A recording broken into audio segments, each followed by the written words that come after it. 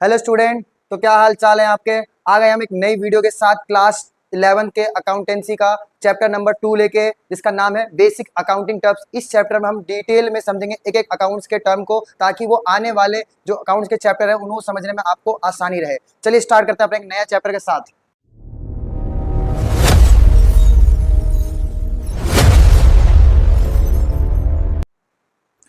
चलिए शुरू करते हैं अपना चैप्टर, जिसका नाम है बेसिक टर्म्स इन अकाउंटिंग। देखो, मैं आपको एक चीज बताता हूँ। अकाउंट जो है ना, अकाउंट को समझने के लिए कुछ आपको टर्म्स को समझने पड़ेंगे। अगर वो टर्म्स आपको नहीं पता होंगे, बिना उस टर्म के अकाउंट्स आपको बिल्कुल समझ नहीं आने वाली। इसलिए सबसे पहले हमें क्या समझना चाहिए, अकाउंट्स के बेसिक टर्म। तो जिसमें सबसे पहले हमारा टर्म कौन सा आ रहा है भाई, बिजनेस ट्रांजेक्शन। बात आ रही है बिजनेस ट्रांजेक्शन क्या होता है। अगर देखो मैं आपको बताऊं बिजनेस ट्रांजेक्शन, तो देखो क्या लिखा है, अब business transaction is any activity, कोई भी एक ऐसी एक्टिविटी जो कर रहे हो जो रिलेटेड टू द बिजनेस है, जो आपके किससे रिलेटेड है भाई, बिजनेस के, that can be measure in money, in money and affected the financial position of the business. मतलब कोई ऐसी ट्रांजेक्शन जो आप अपने बिजनेस में कर रहे हो, आपके तो बिजनेस से रिलेटेड होना चाहिए, प्लस वो मनी से, उसमें मनी इन्वॉल्व होना चाहिए। जब दो चीजें किसी ट्रांजेक्शन में इन्वॉल्व हो जाती है तो हम उसे क्या बोलते हैं, बिजनेस ट्रांजेक्शन। एग्जाम्पल के लिए मैं कह सकता हूँ, बाइंग अ गुड्स फॉर 10,000, आपने गुड्स खरीदे, सामान खरीदे बेचने के लिए, ये आपकी बिजनेस ट्रांजेक्शन है। सेलिंग अ गुड्स फॉर 15,000, आपने सामान बेचा बिजनेस से, वो आपकी बिजनेस ट्रांजेक्शन है। आपने रेंट पे किया 5,000, ये बिजनेस ट्रांजेक्शन है। आपने बैंक लोन लिया फॉर द बिजनेस पर्पज, ये आपके लिए बिजनेस ट्रांजेक्शन है। Receiving cash from customer, customer से आपने मान लो 8,000 रुपए लिए, ये भी क्या कहलाएगा, आपका बिजनेस ट्रांजेक्शन। तो बिजनेस ट्रांजेक्शन एक ऐसी ट्रांजेक्शन है जो आपके बिजनेस से रिलेटेड होनी चाहिए, प्लस उसे मनी इन्वॉल्व होना चाहिए। जब ये दो चीजें किसी ट्रांजेक्शन इन्वॉल्व होती है तो हम बोलते हैं ये बिजनेस ट्रांजेक्शन है। चलिए आगे बढ़ते हैं। तो अगला वर्ड हमारा आ रहा है कैपिटल। याद रखना है, कैपिटल बहुत इंपॉर्टेंट वर्ड है। क्या मतलब होता है कैपिटल का, ये समझने की। देखो मान लो एक हमारा ऑनर है, ये हमारा ऑनर, ऑनर बोलो प्रोप्राइटर बोलो, ये ऑनर है, ये इसकी शॉप है, मतलब ये इसका बिजनेस, ठीक है, बिजनेस बोलो, फर्म बोलो, ठीक है, ये इसका बिजनेस है, ठीक है। अब इसने इसमें पता है पैसे लगाए, इसने इसमें मान लो पैसे लगाए, कैश मनी लगाया इसमें, ठीक है, इसने इसमें फर्नीचर लगाया, ठीक है, इसमें इसने बिल्डिंग लगाई, जो भी एक ऑनर के थ्रू बिजनेस में लगाया जाता है। मतलब जब भी ऑनर कुछ बिजनेस में लगाता है तो हम बोलते हैं ये हमारा पता क्या कहलाता है, कैपिटल। तो कैपिटल क्या होता है, ये डेफिनेशन समझते हैं। Capital is the amount, capital एक अमाउंट है, अमाउंट ऑफ मनी, या कोई असेट भी हो सकती है, इन्वेस्टेड बाय द ऑनर, किसने लगाया भाई, ऑनर ने, किसमें, बिजनेस में। जब कोई मालिक अपने बिजनेस में पैसा लगाए, या कोई गुड्स लगाए, या कोई असेट लगाए, तो हम बोलते हैं वो क्या लगा रहा है, कैपिटल। उसको हम किस नाम से जानते हैं, कैपिटल। एग्जाम्पल के लिए, Rahul started a shop, Rahul ने क्या स्टार्ट किया, शॉप, बाय इन्वेस्टिंग 2 लाख, वो 2 लाख उसकी क्या कहलाएगी, कैपिटल। तो दो टर्म समझे, एक बिजनेस ट्रांजेक्शन और एक कैपिटल। चलिए आगे बढ़ते हैं। अब बात आती है ड्राइंग। ड्राइंग क्या होता है, देखो मैं अभी आपको बताया कि यही ऑनर जब इससे पैसा लगाता है तो इसे हम बोलते हैं कैपिटल। जब एक मालिक अपने बिजनेस में पैसा लगाए, सामान लगाए, गुड्स लगाए, ठीक है, असेट लगाए, तो हम बोलते हैं उसने कैपिटल लगाया। बट यही ऑनर अपने बिजनेस से पैसे, गुड्स, जब पैसे विड्रॉ कर ले या कोई गुड्स विड्रॉ कर ले पर्सनल यूज के लिए, किसके लिए भाई, पर्सनल यूज के लिए, तो हम बोलते हैं ड्राइंग। क्या बोलते हैं भाई, ड्राइंग। तो ड्राइंग का मीनिंग क्या होता है, आइए डेफिनेशन से समझते हैं। Drawing are the money, drawing क्या हो सकता है, मनी हो सकता है या गुड्स हो सकता है, जो withdrawn by the owner from the business for personal use. तो यानी कि जब कोई ऑनर या तो कैश या गुड्स विड्रॉ करता है बिजनेस से अपने पर्सनल पर्पस के लिए, तो हम उसको किस नाम से रिकॉर्ड करेंगे भाई, ड्राइंग। तो ड्राइंग का मतलब क्लियर हुआ, बिजनेस ऑनर के थ्रू, प्रोप्राइटर के थ्रू पर्सनल यूज के लिए पैसा विड्रॉ करना बिजनेस से क्या कहलाता है भाई, ड्राइंग। तो हमने 3 वर्ड सीखे, कौन कौन से, business transaction, capital and drawing. जैसे Rahul take a 5,000 from the business to buy a mobile phone, उसने अपने पर्सनल पर्पस के लिए फोन खरीदने के लिए खरीदा, इसलिए क्या कहलाएगा, 5,000 की उसकी क्या है, ड्राइंग है, ठीक है। चलो बेसिक बेसिक टर्म्स है, ज्यादा कोई वो नहीं है, आप थोड़ा सा ध्यान देंगे तो आपको समझ में आ जाएंगे। बात आता है अकाउंट। अकाउंट वर्ड क्या होता है, समझना मेरी बात। देखो पता क्या होता है, जैसे मान लो बहुत सारी ट्रांजेक्शन होती है बिजनेस में, ठीक है, और जैसे मान लो बिजनेस में, ऐसे बोल सकता हूँ, मान लो बिजनेस में आपने रेंट पे किया, ठीक है, रेंट आपने 5,000 का दिया, ठीक है, आपने सैलरी दी, ठीक है, सैलरी दी 2,000 की, आपने गुड्स परचेज किए, ठीक है, परचेज किए मान लो 10,000 का, ठीक है, आपने, तो बहुत सारी ट्रांजेक्शन करी मान लो। तो आप क्या करना, जैसे रेंट को, रेंट के लिए एक पर्टिकुलर अकाउंट ड्रॉ कर, इसके लिए एक पर्टिकुलर एक जगह पे आपने रिकॉर्ड कर लिया मान लो, फिर ऐसे ही आपने सैलरी के लिए एक पर्टिकुलर अकाउंट ड्रॉ कर लिया, एक पर्टिकुलर इसके लिए कहीं। तो जब किसी ट्रांजेक्शन को उसके पर्टिकुलर अकाउंट में हम रिकॉर्ड करते हैं तो हम बोलते हैं वो उसका क्या है, अकाउंट है। जैसे एग्जांपल की तरह डेफिनेशन से समझते हैं, an account is a record of business. Transaction under the one particular head. जब एक ही ट्रांजेक्शन के मान लो सारे बिजनेस के जितने भी रेंट के ट्रांजेक्शन है, उन सारे रेंट के ट्रांजेक्शन किसी एक पर्टिकुलर जगह पे जब मैं लिखूंगा तो मैं कहूंगा मैं उसके अकाउंट में लिख रहा हूँ। तो अकाउंट का मतलब होता है किसी सिमिलर टाइप के ट्रांजेक्शन को किसी एक पर्टिकुलर हेड के अंदर लिखना, वो क्या कहलाता है अकाउंट। जैसे कि कैश वाले को कहाँ रिकॉर्ड कर देना, कैश अकाउंट में। फर्नीचर की सारी ट्रांजेक्शन कहाँ रिकॉर्ड कर देना, फर्नीचर अकाउंट में। परचेज की सारी ट्रांजेक्शन कहाँ रिकॉर्ड कर देना, परचेज अकाउंट में। राहुल से रिलेटेड जो भी ट्रांजेक्शन है उसे कहाँ रिकॉर्ड कर देना, राहुल अकाउंट में। रेंट के सारे ट्रांजेक्शन कहाँ रख देना, रेंट के अकाउंट में। ये था हमारा कौन सा अकाउंट। हमने कितने वर्ड सीख लिए, हमने बिजनेस ट्रांजेक्शन सीखा, हमने कैपिटल सीखा, हमने ड्राइंग सीखा और हमने क्या सीखा अकाउंट। तो चार, तो बिजनेस ट्रांजेक्शन जो बिजनेस से रिलेटेड ट्रांजेक्शन होते हैं। कैपिटल मतलब मालिक के द्वारा पैसा, जो मालिक बिजनेस में पैसा इन्वेस्ट करता है उसे क्या बोलते हैं कैपिटल। वही मालिक जब बिजनेस से पर्सनल यूज के लिए पैसा निकालता है तो उसे हम बोलते हैं ड्राइंग। उसके बाद हमने अकाउंट, सिमिलर टाइप के ट्रांजेक्शन किसी एक पर्टिकुलर हेड के अंदर रिकॉर्ड करना है, क्या कहलाता है अकाउंट, उसे हम बोलते हैं अकाउंट। चलो अब हम पढ़ने जा रहे हैं लायबिलिटी। लायबिलिटी का मतलब क्या होता है, देखो लायबिलिटी का मतलब होता है obligations. Liability are the business obligation या डेट। मतलब जब हम कोई बिजनेस अपने क्या लेता है, बाहर से लोन लेता है, क्रेडिट पे सामान लेता है, तो बहुत सारी उधारी चीजें करता है। इन सारी चीजों को, एक सारी हमारे जितने भी क्रेडिट पे चीजें खरीदी हैं, बैंक से लोन लिया है, हम पे जो भी ऑब्लिगेशन होता है जो हमें फ्यूचर में पे करना है आउटसाइडर को, हमारी क्या कहलाती है लायबिलिटी। लायबिलिटी की मीनिंग समझते हैं थोड़ा सा। देखो liability are the debt. Liability क्या है, एक तरह का डेट है, या बोले क्या है ऑब्लिगेशन।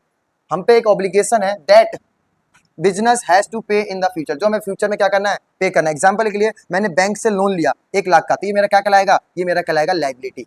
ठीक है, तो लायबिलिटी हमारे ऊपर एक ऑब्लिगेशन है जो फ्यूचर में हमें क्या करना है पे ऑफ करना है बाय कैश, इसी को बोलते हैं लायबिलिटी। चलिए आगे बढ़ते हैं। देखो मैं आपको बता देता हूँ लायबिलिटी के भी दो टाइप होते हैं। एक देखो यहीं पे आपको समझाया जाता है, जो लायबिलिटी होती है लायबिलिटीज, तो लायबिलिटीज को भी हमने 2 पार्टों में डिवाइड कर रखा है। ठीक है, एक होता है करंट लायबिलिटी, ठीक है, करंट लाइबिलिटीज। ठीक है, एक होता है हमारा नॉन करंट लाइबिलिटीज।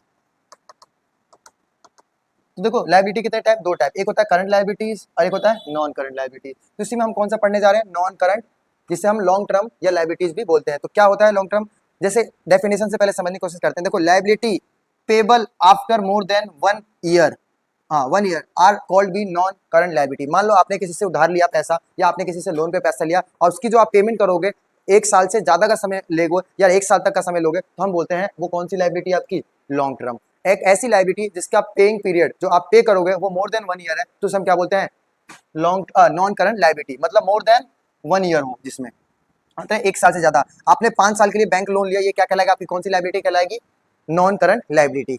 चलिए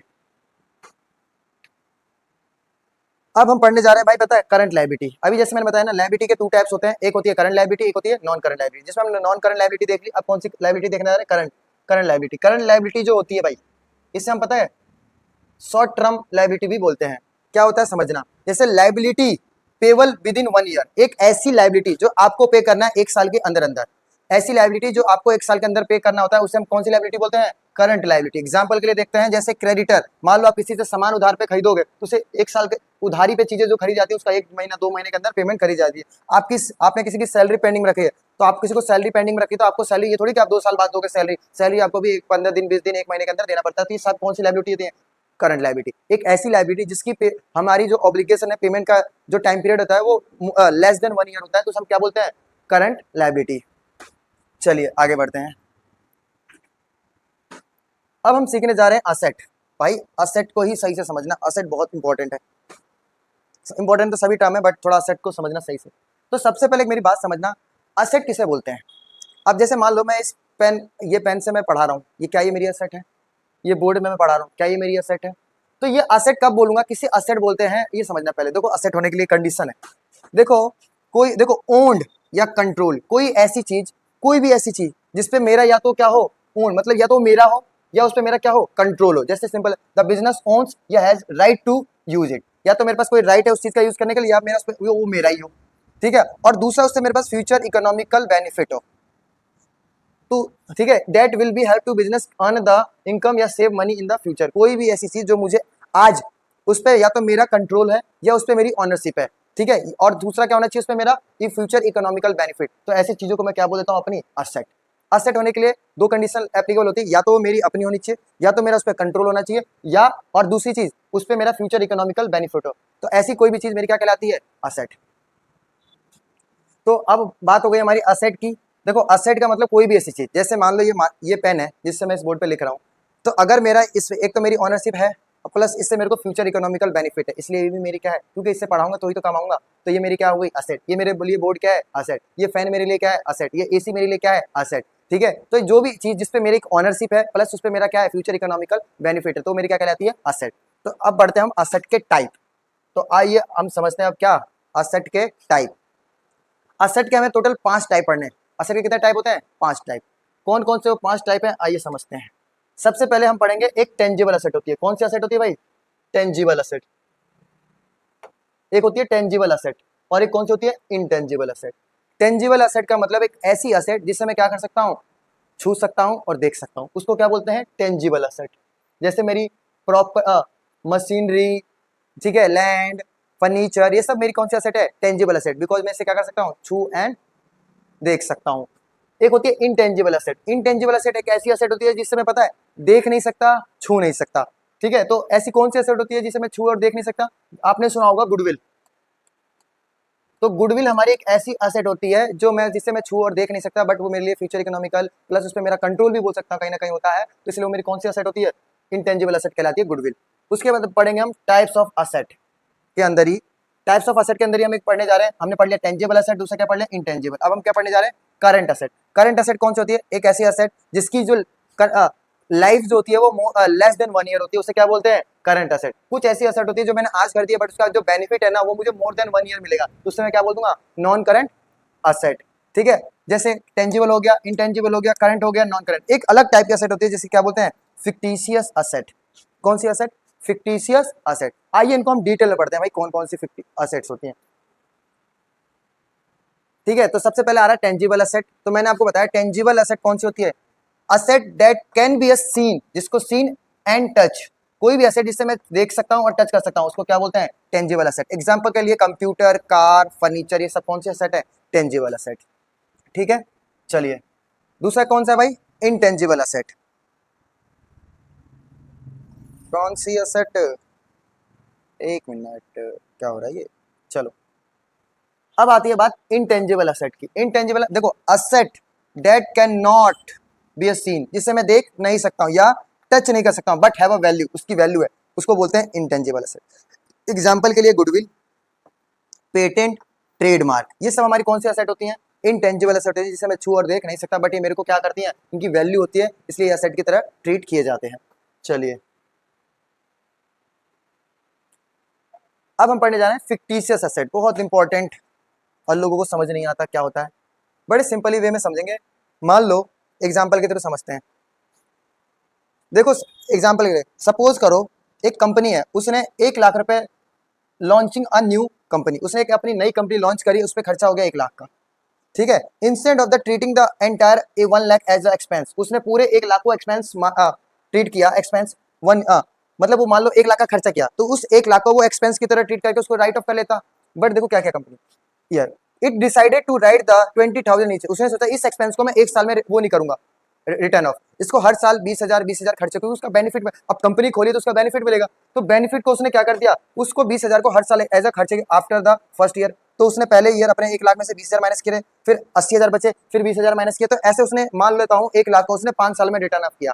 तो कंपनी ने कोई एक्सपेंस किया और उस एक्सपेंस का उससे बेनिफिट था, तो उसे कई ईयर में डिवाइड कर दिया। जब एक एक्सपेंस को हम बहुत सारे ईयर में डिवाइड करते हैं, इसका मुझे बेनिफिट मिलने वाला है, देखो इसलिए हम उस असेट को, लेकिन फिजिकली वो असेट हमारे पास प्रेजेंट नहीं है। ठीक है, तो हम ऐसी एसेट को क्या नाम देते हैं? Fictitious asset. ठीक है, एग्जांपल के थ्रू समझते हैं क्या होता है। देखो मैंने एडवर्टीजमेंट सुना होगा आपने, एडवर्ट, ओहो ऐसे लिखते हैं एडवर्टीजमेंट। मान लो हमने कोई एडवर्टीजमेंट किया है, अब मान लो मैंने आज कोई एडवर्टीजमेंट किया, उसका बेनिफिट मुझे मान लो 3 साल तक मिलेगा, तो क्या वो जो मैंने खर्चा किया वो इस साल ही रिटर्न, इसी साल अपने प्रॉफिट में से माइनस कर दूं, तो क्या मुझे उसका लॉस नहीं हो जाएगा? मेरे 1 साल का प्रॉफिट माइनस प्रॉफिट कम हो जाएगा, जबकि मैं देख रहा हूँ उसका बेनिफिट तो मुझे 3 साल तक मिलेगा, तो 3 साल तक उसको मैं एज ए असेट की तरह ट्रीट करता हूँ। ठीक है, लेकिन वो होता क्या एक्चुअल में? एक्सपेंस। ठीक है, आइए मीनिंग समझते हैं। Fictitious asset are the expense, ये एक तरह का क्या होता है भाई? Expense that do not have any real value, जिसकी कोई रियल वैल्यू तो नहीं है, but are be shown as a asset for the short time because they benefit has not been fully used, उसका मैंने बेनिफिट फुल्ली यूज नहीं किया है, इसलिए मैं उसको रिटर्न ऑफ करता हूं कई ईयरों में, इसलिए ऐसे एसेट को क्या बोलते हैं? Fictitious asset. देखो और बड़ा इजी वे में समझे, they are not a real asset, ये कोई रियल असेट नहीं है। यू कैन नॉट सी या टच, ना तो इसे मैं देख सकता हूँ ना मैं इसे छू सकता हूँ। You can not sell them, ना इनको मैं बेच सकता हूँ। They are be actual expense, ये क्या एक्चुअल में expense, but they are return of over a time, इसे 2 साल 3 साल में रिटर्न ऑफ करते हैं, इसलिए मुझे असेट के साइड पे दिखाते हैं इसे। चलिए अब हम एक नया वर्ड देखने जा रहे हैं, रिसिप्ट। रिसिप्ट का मतलब क्या होता है? देखो रिसिप्ट का अगर मतलब मैं मीनिंग समझने की कोशिश करूं तो सबसे पहले एक एग्जांपल की तरह समझते हैं। जैसे एग्जांपल देखो, अ शॉप सेल अ गुड्स, एक शॉप ने गुड्स को सेल किया, and receive 10,000 from the customer, तो ये क्या कहलाएगा? जो उसके पास पैसा आया 10,000, ये क्या कहलाएगा? उसकी रिसिप्ट। एक और एग्जांपल देखते हैं, the business gets a bank loan, एक बिजनेस ने 50,000 का लोन लिया, तो उसके पास 50,000 कैश आया, ये क्या कहलाएगा? इसका रिसिप्ट। ठीक है, एक और example, owner invest 1 lakh in the business, तो जो पैसा आया ना 1 लाख बिजनेस के लिए रिसिप्ट हो गए। तो बिजनेस के बाद जो भी कैश रिसीव होता है तो उसको हम क्या बोलते हैं? रिसिप्ट। ठीक है, डेफिनेशन देखते हैं क्या कह रहा है। Receipt it is the amount, ये क्या होता है? अमाउंट विच इज रिसीव या receivable for the selling a goods and service of the asset, या तो कंपनी ने गुड्स बेच के किया है या सर्विस बेच के या किसी असेट को बेच के पैसा आया है, उसी को क्या बोलते हैं? रिसिप्ट। यानी कि जब भी कोई कंपनी पैसा रिसीव करेगी तो उसे क्या बोलेंगे? रिसिप्ट। ठीक है, चलो अब हम जानने जा रहे हैं, रिसिप्ट भी 2 तरह की होती है। कितने तरह की रिसिप्ट होती है भाई? 2 तरह की। वो कौन कौन सी? तो हमारी रिसिप्ट भी 2 तरह की होती है, ये थोड़ी सी उसमें आ रहा है। तो रिसिप्ट के 2 टाइप है, एक होता है रेवेन्यू रिसिप्ट। कौन सी रिसिप्ट होती है भाई? Revenue receipt. एक कौन सी रिसिप्ट होती है? Capital receipt. ठीक है, तो रेवेन्यू क्या बोलते हैं भाई? Revenue receipt. और एक कौन सी होती है भाई? हमारी कैपिटल रिसिप्ट। एक हमारी कैपिटल, एक हमारी रेवेन्यू। तो क्या होती है रेवेन्यू रिसिप्ट और क्या होती है कैपिटल रिसिप्ट? देखो, money from normal business activities, यानी कि जब आप कोई पैसा कमा रहे हो, कैसे? सेल ऑफ गुड्स, सामान बेच के, या सर्विस प्रोवाइड करके। मान लो आपने किसी को कोई सर्विस दिया, उसने आपको पैसा दिया, या इंटरेस्ट रिसीव ऑन इन्वेस्टमेंट, आपने कहीं पैसा इन्वेस्ट कर रखा था, उससे पैसा आ गया। तो ऐसी चीजें जो आप अपने बिजनेस के डे टू डे लाइफ में करके नॉर्मल कोर्स ऑफ बिजनेस से कमाते हो, और वो जो पैसा आपको रिसीव होता है उसको बोलते हैं रेवेन्यू रिसिप्ट। मतलब आप बिजनेस में रेगुलर बेसिस पे कमाते हो। एक होती है कैपिटल रिसिप्ट। तो कैपिटल रिसिप्ट कौन सी होती है? देखो, money from non routine transaction, मतलब एक ऐसा पैसा आपने कमाया है जो जैसे सेल ऑफ मशीनरी, मान लो आपने बिजनेस की कोई पुरानी ओल्ड मशीनरी को सेल कर दिया, उससे जो पैसा आएगा वो क्या कहलाएगा? Capital receipt. एक क्या होता है? सेल ऑफ बिल्डिंग, आप अपने बिल्डिंग, आपने अपनी कोई बिल्डिंग आपके पास पड़ी हुई थी जिसका आप यूज नहीं कर रहे थे, आपने उसको सेल कर दिया, तो उससे जो आपने पैसा खाया वो क्या कहलाएगा? Capital receipt. आपने बैंक से लोन लिया, उसे क्या बोलेंगे? Capital receipt. क्यों कैपिटल रिसिप्ट बोल रहे हैं आप? समझो इस बात को, क्योंकि ये डेली रिसीव नहीं होता हमें, ये कोई हमारा पर्पज नहीं है काम करने का। ठीक है, जो बिजनेस का डेली का काम होता है उससे बोलते हैं रेवेन्यू रिसिप्ट, बट वो काम जो कंपनी कभी कभार करती है, जो उसका रेगुलर काम नहीं है, तो उसे क्या बोलते हैं? Capital receipt. ठीक है, समझ में आ गया होगा आपको। चलिए अब समझते हैं आगे की मीनिंग्स। अब बात आ रही है एक्सपेंडिचर। किसकी बात आ रही है भाई? एक्सपेंडिचर। तो क्या होता है एक्सपेंडिचर? सुना होगा आपने भाई एक्सपेंडिचर क्या होता है, आपने इस वर्ड को अपनी लाइफ में यूज भी किया होगा, है कि नहीं? तो एक्सपेंडिचर की मैं बात करूं, देखो एक्सपेंडिचर का मीनिंग से को पहले पढ़ते हैं। देखो, एक्सपेंडिचर मीन्स अ मनी, एक मनी है स्पेंट बाय द बिजनेस, जो बिजनेस से खर्चा किया है, टू बाय गुड्स, या तो आपने क्या खरीदा है? गुड्स, या आपने क्या उसे खरीदा है? सर्विस, या क्या? असेट। जब आपने कोई खर्चा किया है, जिससे या तो आपने कोई गुड्स खरीदा है, या आपने कोई सर्विस खरीदी, या आपने कोई असेट खरीदी है, तो ऐसे खर्चे किए हुए क्या कहलाते हैं? एक्सपेंडिचर। ठीक है, example, a business pay 20,000 salary to employ, expenditure. A business pay, ना ना ना, ये एक्सपेंडिचर तो नहीं आना चाहिए था, इसको आप रहने दो। देखो एक्सपेंडिचर, हाँ मतलब मैं वही, सॉरी। तो आपने जो भी, जैसे आपने कोई असेट के लिए खर्चा किया, आपने कोई सर्विस के लिए खर्चा किया, आपने कोई गुड्स के लिए खर्चा किया, ये क्या कहला गया? आपका एक्सपेंडिचर। अब 1 मिनट रुकना आप लोग, थोड़ा सा इसको हम क्लियर करते हैं। हाँ, अब यहाँ से आपको अच्छे से क्लियर होगा। एक्सपेंडिचर मतलब ऐसे समझना, खर्चा। एक्सपेंडिचर का कोई नॉर्मल आपसे पूछेगी एक्सपेंडिचर का मतलब क्या होता है, तो एक्सपेंडिचर का मतलब होता है कंपनी ने कोई पैसा स्पेंड किया है, ठीक है, चाहे गुड्स खरीदने के लिए, चाहे कोई सर्विस को रेंडर करने के लिए, या किसी असेट को परचेज करने के लिए। ठीक है, तो पता है, अब हम मीनिंग समझेंगे। एक्सपेंडिचर मैंने बता दिया, एक्सपेंडिचर का मतलब money spent by the business. Business जो भी पैसे को क्या करता है? खर्चा करता है, उसी को हम क्या बोलते हैं? एक्सपेंडिचर। अब एक्सपेंडिचर के भी 3 टाइप होते हैं। कौन कौन सा एक्सपेंडिचर होता है? पहला होता है रेवेन्यू एक्सपेंडिचर, दूसरा कौन सा होता है? कैपिटल एक्सपेंडिचर, और एक होता है डेफर्ड रेवेन्यू एक्सपेंडिचर।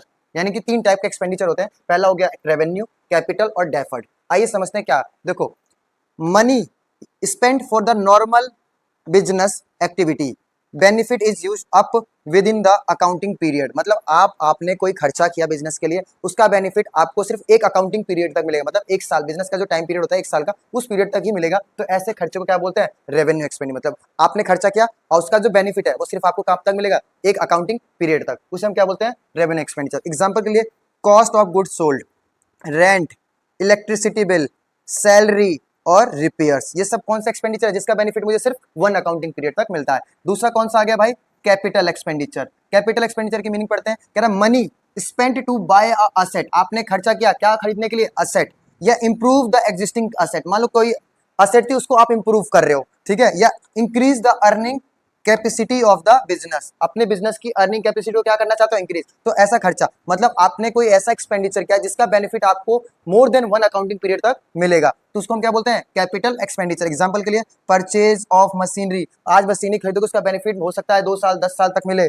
आपने purchase of building, purchase of furniture, purchase of computer, renovation of the office, ये जितने भी खर्चे हैं आपको पता है इसका जो बेनिफिट है वो मोर देन वन अकाउंटिंग पीरियड तक हमें मिलेगा, इसीलिए हम इसको क्या बोलते हैं? Capital expenditure. अब आती है हमारी बात डेफर्ड रेवेन्यू एक्सपेंडिचर। बड़े ध्यान से समझना है डेफर्ड रेवेन्यू एक्सपेंडिचर क्या होता है। देखो, revenue expenditure whose benefit large from more than one accounting period and it is return of gradually, मतलब आपने कोई एक ऐसा खर्चा किया है, ठीक है, जिसका बेनिफिट आपको मोर देन वन अकाउंटिंग पीरियड तक मिलेगा, ठीक है, बट इसमें एक ट्विस्ट है, जैसे सेम आपको नहीं समझना है, ये कोई असेट नहीं होती, यहाँ पे आप खरीदोगे तो जितने भी इससे कहीं ना कहीं आपकी बिजनेस की देखोगे, या तो कोई आपकी असेट इंक्रीज हो रही है, या असेट की कैपेसिटी एग्जिस्ट इंप्रूव हो रहा है, या आपकी अर्निंग कैपेसिटी इंप्रूव हो रही है, बट इसमें ऐसा कुछ नहीं है, ये सारे एक्सपेंसेस हैं, ठीक है। एग्जाम्पल के लिए आपने एडवाइस किया, एडवर्टाइजिंग किया, ये एक्सपेंस क्या है आपके लिए? एडवर्टाइज किया आपने, तो ये कहीं ना कहीं एक्सपेंडिचर है, बट इससे आपको क्या मिलेगा? बेनिफिट मिलेगा, लेकिन मोर देन वन ईयर तक मिल रहा है, तो इसलिए आपने इसको क्या ट्रीट कर लिया? Deferred revenue expenditure. रिसर्च पे आपने खर्चा किया, ये भी आपके लिए बेनिफिट होगा। प्रिलिमिनरी एक्सपेंस किया आपने, बिजनेस को शुरुआत में जो खर्चे किए जाते हैं उसे क्या बोलते हैं? प्रिलिमिनरी एक्सपेंस, उसका बेनिफिट मुझे बहुत लॉन्ग पीरियड तक मिलेगा। Discount on issue of debenture, debenture वाला ये तो हम कंपनी अकाउंट में पढ़ेंगे, वैसे मैं बताता हूँ डिवेंचर क्या होता है। कंपनी को जब बाहर से पब्लिक से लोन लेना होता है, तो लोन पब्लिक से लेना, पता है, लोन एक कागज के थ्रू एक डॉक्यूमेंट यूज करते हैं जिससे पब्लिक से पैसा लेना, फिर उनको इंटरेस्ट देना उसके यहाँ पे, उससे क्या बोलते हैं? डिवेंचर। और डिवेंचर इशू करना मतलब उसे डिस्काउंट पे, उससे क्या बोलते हैं? Deferred revenue expenditure. तो 3 तरह के हमने एक्सपेंडिचर पढ़ लिए। चलिए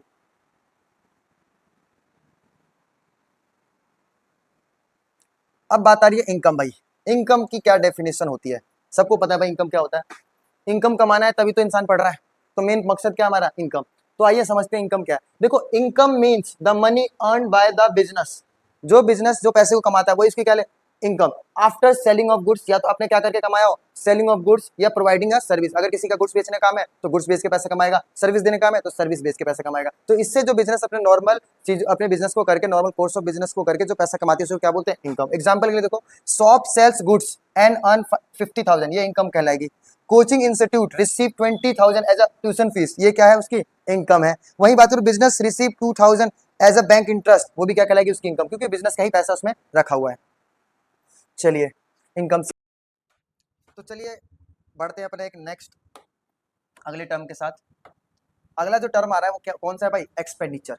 तो क्या मतलब होता है एक्सपेंडिचर का? मतलब तो देखो पहले एक एग्जांपल देखते हैं। कह रहा है देखो, अब बिजनेस बाय अ मशीन, एक बिजनेस एक मशीन को बाय कर रहा है फॉर 1 लाख रुपीज, ये क्या कहलाएगा? इसका एक्सपेंडिचर, ठीक है। मतलब कंपनी जब कोई भी बिजनेस ऐसे खर्चे करती है जिसमें कोई असेट को परचेज करती है, किसी गुड्स को परचेज करती है, ठीक है, तो सर्विस को रेंडर करने के लिए, तो ऐसी खर्चों को हम पता क्या बोलते हैं? एक्सपेंडिचर। एग्जाम्पल, इसकी मीनिंग देखते हैं क्या कह रहा है। कह रहा है देखो, expenditure means money spent by business to buy asset, service और गुड्स। मतलब जब बिजनेस कोई ऐसा एक्सपेंडिचर करिए जिसका मकसद क्या है? बाय करने का, गुड्स, सर्विस या असेट, तो ऐसे खर्चों को हम क्या बोलते हैं? एक्सपेंडिचर। होप आपको समझ आ गया होगा। चलो अगला देखते हैं। अब हम पढ़ने जा रहे हैं एक्सपेंडिचर के टाइप। क्या पढ़ने जा रहे हैं? एक्सपेंडिचर के टाइप। तो अगर एक्सपेंडिचर के टाइप में देखा जाए तो सबसे पहले मैंने आपको एक्सपेंडिचर का मीनिंग बताया।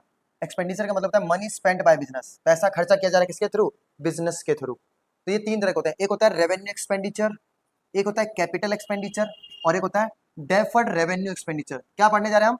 Types of expenditure. तो 3 तरह के एक्सपेंडिचर का टाइप होता है। पहला है रेवेन्यू। रेवेन्यू क्या होता है? देखो, money spend for a normal business activity, मतलब बिजनेस अपने नॉर्मल एक्टिविटी में, डे टू डे के काम में जो पैसा खर्चा करता है, और जो benefit is use up to within the one accounting period, मतलब समझना, आज बिजनेस ने कोई खर्चा किया और उस खर्चे को करने की वजह से जो उससे बेनिफिट आने वाला है वो 1 अकाउंटिंग पीरियड तक आएगा, तो ऐसे खर्चे को बोलते हैं रेवेन्यू एक्सपेंडिचर।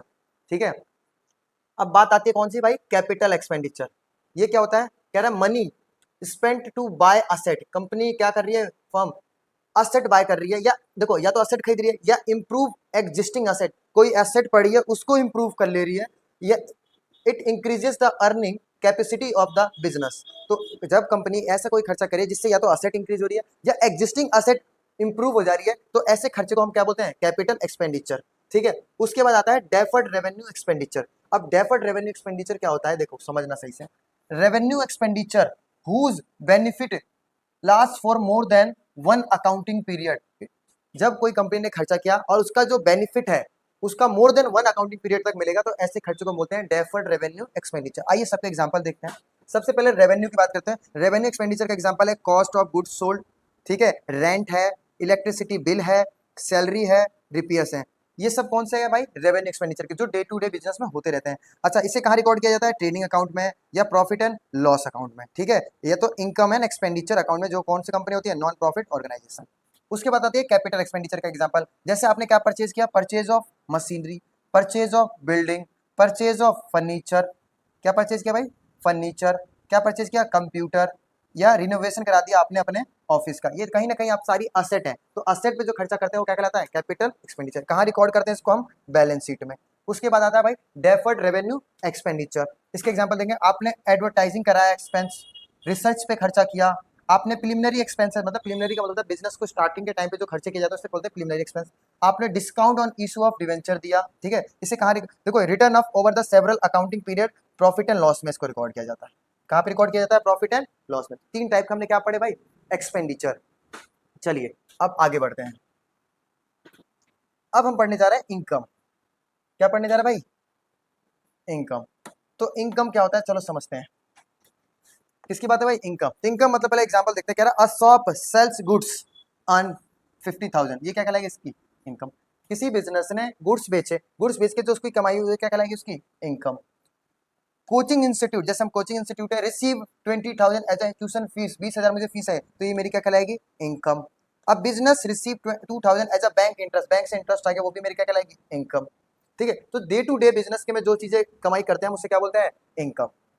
ठीक है, आज इसकी डेफिनेशन से क्लियर करते हैं। देखो क्या कह रहा है, income means money earn by a business after the selling goods या प्रोवाइडिंग सर्विस। जब कोई बिजनेस किसी गुड्स को बेच के या सर्विस देके जो पैसा कमाता है अपने डे टू डे बिजनेस में, उसको हम बोलते हैं इनकम। ठीक है, चलिए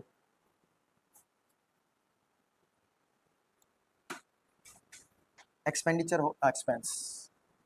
अब हम पढ़ने जा रहे हैं एक्सपेंस। अभी हमने पढ़ा था एक्सपेंडिचर और हम पढ़ने जा रहे हैं एक्सपेंस। कई लोग एक्सपेंडिचर और एक्सपेंस को एकदम सिमिलर समझते हैं, बट दोनों के डिफरेंट, अकाउंटिंग पर्पज से देखोगे तो निगाहों से देखोगे तो दोनों की मीनिंग डिफरेंट आती है। तो हम समझने जा रहे हैं एक्सपेंस।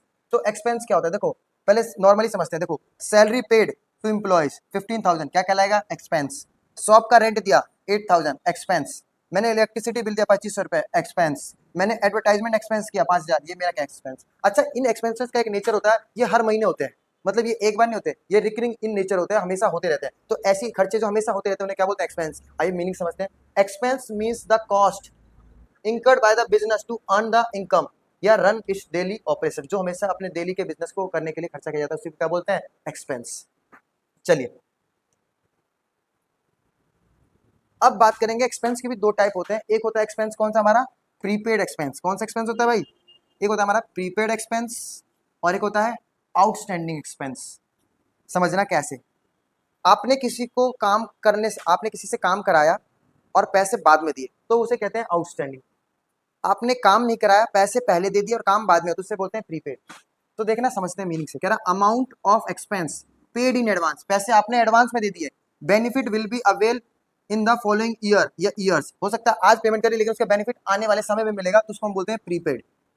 ठीक है, expense that has been incurred, हमने एक्सपेंस तो कर लिया है but has not been paid during the current accounting year, और उसकी पेमेंट हम बाद में करेंगे, तो ऐसे क्या बोलते हैं, आउटस्टैंडिंग एक्सपेंस। ठीक है, जैसे एग्जांपल देखते हैं, insurance premium paid in April in the next year, next year का इसी साल में पे कर दिया, क्या कहलाएगा, प्रीपेड।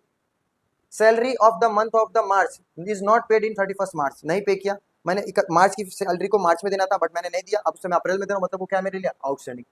जो प्रीपेड एक्सपेंस होता है इससे मैं कहाँ शो करता हूँ, बैलेंस शीट में शो करता हूँ एज अ असेट। वहीं अगर बात करूँ मैं आउटस्टैंडिंग, तो ये मेरी एक लाइबिलिटी बनती है, इसे मैं बैलेंस शीट में शो करता हूँ किस साइड पे, लाइबिलिटी साइड पे। तो एक्सपेंस के भी कितने टाइप होते हैं, दो, एक होता है प्रीपेड, एक होता है आउटस्टैंडिंग। चलिए आगे बढ़ते हैं।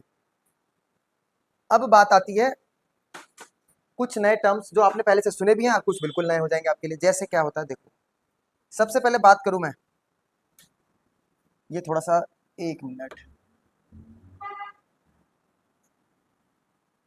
इसको सही करते हैं पहले।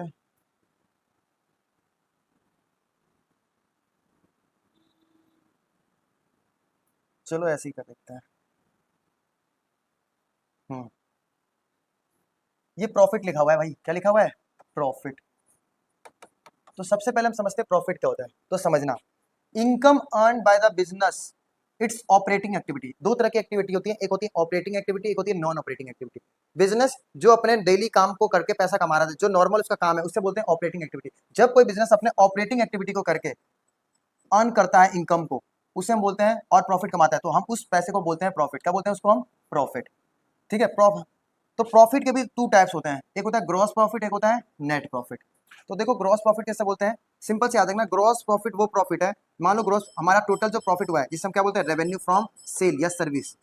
जब हम अपने प्रॉफिट में से डायरेक्ट कॉस्ट को माइनस कर देते हैं, तो जो निकल के आता है उससे क्या बोलते हैं, ग्रॉस प्रॉफिट। और जब मैं अपने टोटल रेवेन्यू में से टोटल एक्सपेंस यानी कि टोटल एक्सपेंस माइनस कर देता हूं, तो मेरा क्या निकल के आता है, नेट प्रॉफिट।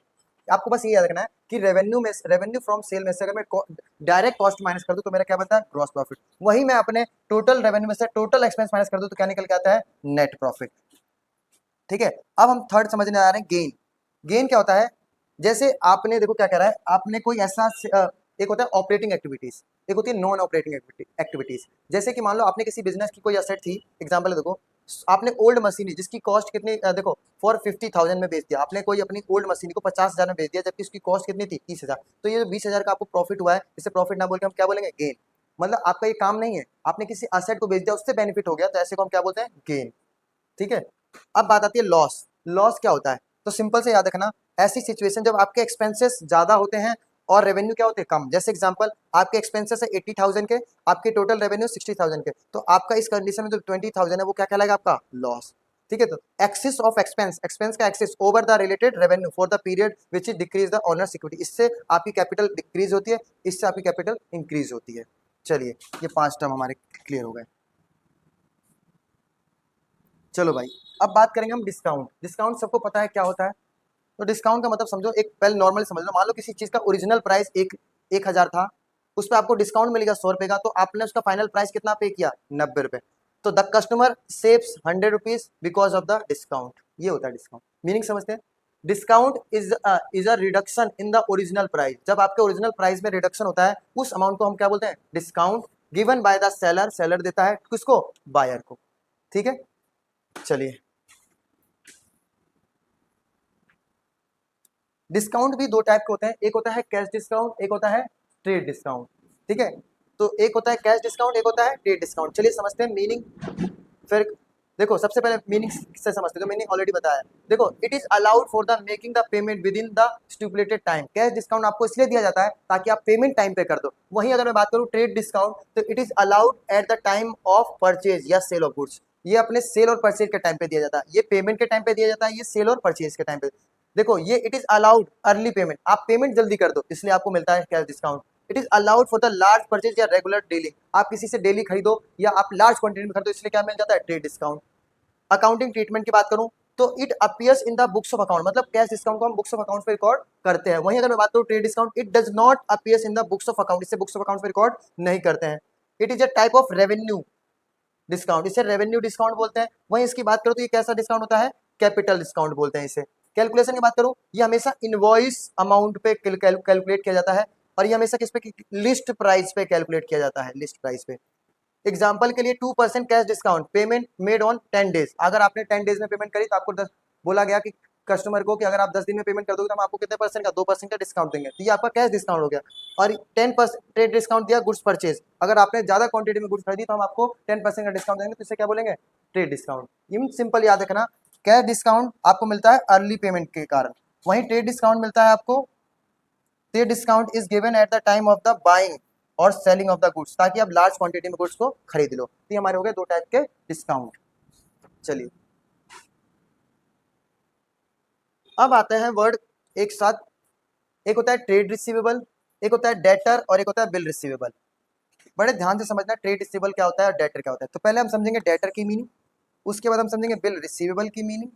सिंपल सा डेटर का मतलब क्या होता है, मान लो आपने किसी को सामान उधार बेचा, एग्जाम्पल समझते हैं, मान लो हमारा एक पर्सन है ए, ठीक है, ये हमारा शॉपकीपर है, ठीक है, शॉपकीपर है, इसने हमारा एक पर्सन को सामान बेच दिया बी को, जो बायर है, तो इसने इसको सामान बेचा है, तो अगर ये सामान क्रेडिट पे बेचा है तो ये पर्सन इसको पता क्या बोलेगा, ये बोलेगा ये मेरा डेटर है, ये क्या है, मेरा डेटर है। डेटर मतलब एक ऐसा पर्सन जिससे हमने सामान क्या बेचा है, क्रेडिट पे बेचा है, तो उस पर्सन को हम क्या बोलते हैं, डेटर, ठीक है, ये हो गया डेटर। अभी मान लो जैसे ए ने बी को सामान बेचा और उससे बोला कि भाई तू सामान उधार पे लेके जा रहा है लेकिन मुझे भरोसा नहीं है कि तू मुझे मेरा पैसा वापस करेगा, तो इसलिए इसने क्या किया, बी ने एक बिल लिख के दे दिया, इसे क्या लिख के दे दिया, बिल लिख के दे दिया, उसी बिल को हम क्या बोलते हैं, बिल रिसीवेबल, ठीक है। दोनों ही हमारे डेटर की तरह काम करते हैं, मीनिंग समझते हैं डेटर क्या होता है और बिल रिसीवेबल क्या होता है। डेटर की बात करें, includes a person who receive या बेनिफिट विदाउट पेइंग मनी, मतलब किसी ने मेरे से क्या लिया है,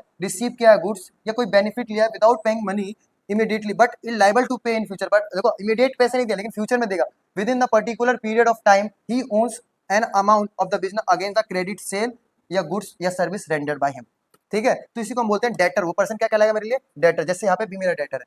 और बिल रिसीवेबल की बात करूं, it is the amount of bill exchange accepted by the debtor specifying the amount of the which bill received on the specified date him by the business। Simple से याद रखो, जब मैं किसी को सामान बेचता हूँ उधार, नॉर्मली मैंने बोला कि आप मुझे बाद में पैसे दे दोगे, मुझे ट्रस्ट है तो मेरा डेटर बन जाएगा, मुझे फ्यूचर में देगा। कभी कभी हमें ट्रस्ट नहीं होता तो हम उससे एक बिल लिखवा लेते हैं, उसी को हम फिर क्या नाम देते हैं, बिल रिसीवेबल। याद रखना बिल डेटर क्या होता है, एक होता है डेटर और एक होता है बिल रिसीवेबल, इन दोनों को प्लस करते हैं तो हमेशा क्या बनेगा, ट्रेड रिसीवेबल।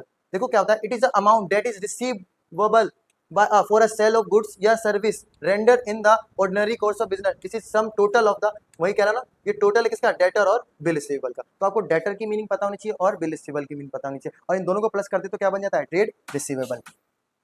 चलो अब बात आ रही है हमारी ट्रेड पेबल।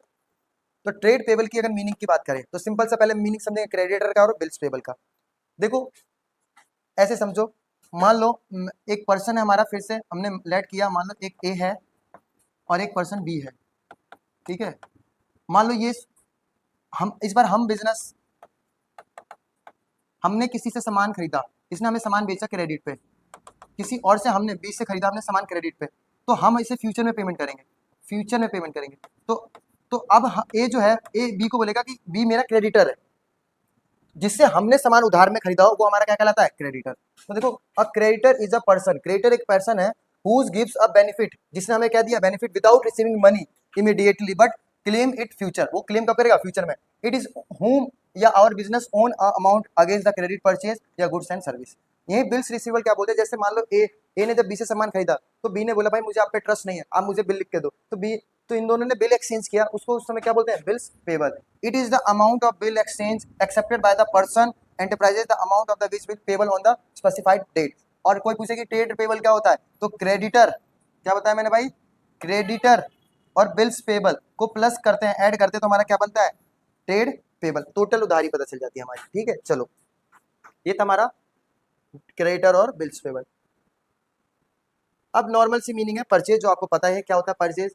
परचेज का मतलब, तो अगर बात करूं मैं परचेज, तो देखो purchase means buying a goods, goods को खरीदना या रॉ मटेरियल परचेज करना फॉर रीसेल पर्पज प्रोडक्शन, तो इसको हम क्या बोलते हैं, परचेज। जैसे shop buys 100 bags for 50,000 to sell, उनको सेल करने के लिए, तो ये क्या मेरा क्या परचेज। परचेज रिटर्न क्या होता है, आपने किसी सामान खरीदा और फिर इसको रिटर्न कर दिया, तो उसे क्या बोलते हैं, परचेज रिटर्न। परचेज रिटर्न का एक दूसरा भी नाम होता है, किसे बोलते हैं, return, return outward, outward. Purchase return means returning the purchase, जो आपने परचेज किया था उसको आप क्या कर रहे हो, रिटर्न कर रहे हो, उसी को क्या बोलते हैं, परचेज रिटर्न या रिटर्न आउटवर्ड टू सप्लायर। ठीक है, जैसे आपने 100 बैग्स खरीदे थे, 10 बैग्स डैमेज निकल गए, इसलिए आपने उसे रिटर्न कर दिया, तो उसे क्या बोलेंगे, परचेज रिटर्न। चलिए, वैसे ही अब सेल, तो सेल की बात करूं तो क्या होता है, सिंपल सा, sales means selling a goods to the customer. Customer को गुड्स को सेल करना ही क्या कहलाता है, sales. Shop sells 50 bags for 30,000, ये क्या कहलाएगा, सेल। सेल्स रिटर्न क्या होता है, आपने किसी को सामान बेचा और उसमें कुछ डिफेक्ट निकल गया, इसके वजह से उस सामने वाले पर्सन ने आपको सामान रिटर्न कर दिया, तो उसको क्या बोलते हैं, सेल्स रिटर्न। सेल्स रिटर्न का एक दूसरा नाम होता है जिसे बोलते हैं रिटर्न, रिटर्न इनवर्ड। ठीक है, sales return means goods return by the customer to the business. Example, a customer return a 5 bags because they are damaged. ठीक है, चलिए अब बात आ रही है कुछ नए टर्म की, जिसकी बात करेंगे भाई, बैड डेब्ट्स क्या होता है। बैड डेब्ट्स का मतलब ये होता है, ये डेटर से रिलेटेड है। जैसे मान लो आपने किसी को सामान बेचा, ठीक है, आपने किसी को सामान बेचा क्रेडिट पे, वो सामने वाला आपका डेटर बन गया, बट किसी कारण से वो आपके पेमेंट नहीं कर रहा या पैसे लेकर आपके भाग गया, तो ऐसी सिचुएशन में जो पैसा आपका डूब जाता है उसको हम बोलते हैं बैड डेब्ट्स। पढ़ते हैं मीनिंग को, समझो। कह रहा bad debts means money that can not B recover. आपने जो पैसा रिकवर नहीं कर पा रहे, आपने जो किसी को सामान सेल किया था बट वो पैसा आपने रिकवर नहीं कर पाए, तो फ्रॉम अ कस्टमर, तो उस पैसे को हम किस नाम से रिकॉर्ड करते हैं, बैड डेब्ट्स के नाम से। तो एक ऐसा पैसा जो आपका पैसा क्या हो गया, डूब गया, आपको रिसीव नहीं हुआ, उसे को बोलते हैं बैड डेब्ट्स। ठीक है, एक होता है cost of goods sold, COGS का मतलब होता है cost of goods sold, means cost of the goods that have been sold. जो आपने सामान बेचा है उसको बनाने में जो आपकी कॉस्ट लगी उसी को क्या बोलते हैं, कॉस्ट ऑफ गुड्स सोल्ड। एक वर्ड आ रहा है कौन सा, डेप्रिसिएशन। याद रखना, डेप्रिसिएशन का मतलब सिंपल सा होता है, किसी असेट की, फिक्स असेट की वैल्यू डाउन हो जाती है समय के कारण या वियर एंड टियर होने के कारण, तो हम बोलते हैं उस असेट में डेप्रिसिएशन लग गया। इसको आप डिटेल में पढ़ोगे, एक आपके पास चैप्टर ही है, तो मीनिंग समझ लो। Depreciation means decrease in the value of asset. Asset की वैल्यू को क्या होना, डिक्रीज होना due to the use of the process of time, समय के गुजरने के कारण, तो हम उसी को क्या बोलते हैं, डेप्रिसिएशन। चलो, अब दो और टर्म है, एक है इंसॉल्वेंट और एक है सॉल्वेंट। समझना मेरी बात, क्या होता है, मान लो एक पर्सन है, इसके ऊपर 50,000 का लोन है, ठीक है। अब ये अपना लोन पे नहीं कर पा रहा, जो अपना डेट, जो इसके ऊपर उधारी है डेट, ये पे करने में असमर्थ है, ये डेट पे नहीं कर पा रहा। जब कोई पर्सन अपना डेट पे नहीं कर पाता तो हम उसे क्या बोलते हैं, उसे हम बोलते हैं इंसॉल्वेंट। देखो, इंसॉल्वेंट मीन्स अ पर्सन या बिजनेस दैट कैन नॉट पे इट्स डेट, जो अपना डेट पे करने में असमर्थ है, नहीं पे कर पा रहा, तो उसे बोलते हैं इंसॉल्वेंट। वही बात करें सॉल्वेंट, तो इसी का उल्टा होता है, सॉल्वेंट मीन्स अ पर्सन या business that can pay all its debt, जो अपनी सारी उधारी को पे कर सकता है, उसको क्या बोलते हैं, सॉल्वेंट। और जो अपनी उधारी को पे नहीं कर पा रहा अपनी, तो उसे क्या बोलते हैं, इंसॉल्वेंट। चलिए, लास्ट एक टॉपिक है हमारा, रिबेट। समझना रिबेट क्या होता है। रिबेट भी एक तरह का डिस्काउंट ही होता है, ये भी एक तरह का क्या होता है भाई, डिस्काउंट ही होता है, बट ये डिस्काउंट थोड़ा अलग तरीके का है। समझना, जैसे मान लो आप कभी किसी के पास सामान खरीदने गए, मान लो आप रात में सब्जी खरीदने गए, वेजिटेबल खरीदने, ठीक है, और रात में उसके पास सारे वेजिटेबल्स बिक चुके थे, थोड़े बहुत वेजिटेबल्स बचे हुए थे, ठीक है, 2-3 किलो बचे हुए थे, आप गए तो उसमें से कुछ पार्ट डिफेक्टिव भी थे, तो उसने, शॉपकीपर ने आपको बोला, दुकानदार ने आपको बोला कि एक काम करो, आप सारी ले जाओ, मतलब मान लो कोई चीज की 50 रुपए कीमत थी, बट वो आपको सारा दे दे रहा है सिर्फ 40 रुपीज में, तो उस समय वो जो आपको डिस्काउंट मिल रहा है ना, वो पता क्यों मिल रहा है, क्योंकि उसमें कहीं ना कहीं प्रोडक्ट में क्या है, डिफेक्टिवनेस है, उस डिफेक्टनेस की वजह से जो आपको डिस्काउंट मिल रहा है, तो उसे हम क्या बोलते हैं, रिबेट। रिबेट मीनिंग समझते हैं, rebate means reduction in price given after the sale because of the valid reason, कोई रीजन है such as a poor quality, किसी पुअर क्वालिटी या डिफेक्टिव्स के वजह से आपको कोई छूट मिलती है किसी गुड्स में, तो उसे हम क्या बोलते हैं, रिबेट। द प्रोडक्ट, आप देखो एग्जांपल से समझते हैं, जैसे the product is damaged, product damaged है, जैसे सेल मेड, वॉशिंग मशीन आपने बेचा, सोल्ड टू द कस्टमर, उसका प्राइस था 20,000, ठीक है। Problem found after the same day, machine was found defective, तो amount refunded, rebate amount to be return and the customer या एडजस्टमेंट इन द पेमेंट। तो ऐसी छूट मतलब डिफेक्टिवनेस, किसी प्रोडक्ट में जब कोई डिफेक्ट होता है उसके वजह से आपको कोई डिस्काउंट मिलता है, तो उस डिस्काउंट को हम क्या नाम देते हैं, रिबेट। तो ये हुआ हमारा सारा चैप्टर कंप्लीट, कौन सा, अकाउंटिंग, बेसिक अकाउंटिंग टर्म्स। चलिए, मिलते हैं आपको हम अपने नेक्स्ट वीडियो में। अच्छा लगा हो तो प्लीज सब्सक्राइब और लाइक जरूर करें। धन्यवाद।